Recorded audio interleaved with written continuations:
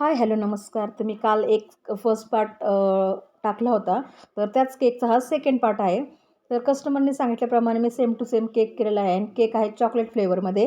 तर तुम्हाला हा केक वाटतोय का? 3 टायरचा मी 3 केजीचा केक केलेला आहे आणि केक एकदम सुंदर झालेला आहे. कारण की ज्या कस्टमरने मला ही ऑर्डर दिली होती, त्यांनी ॲक्चुअली पहिल्यांदा माझा केक टेस्ट केलेली आहे. त्यामुळे त्यांनी मला ही ऑर्डर दिली होती आणि माझा एक रिलेटिव्ह आहे, त्यांनीच त्याच्या रेफरन्सनीच मला ही ऑर्डर मिळाली होती.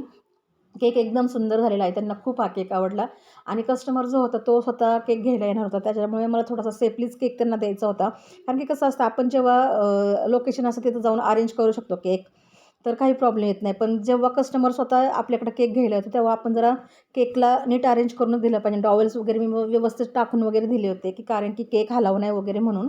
तर केक एकदम सेफली गेला आहे केक आणि त्यांना आवडला पण हा केक. तर गाईज तुम्हाला माझे केक जर आवडत असेल तर मला लाईक, शेअर आणि सबस्क्राईब करा आणि माझा इन्स्टा पेज आहे त्याच्यावर पण तुम्ही जाऊन नक्की मला व्हिजिट द्या. Thank you.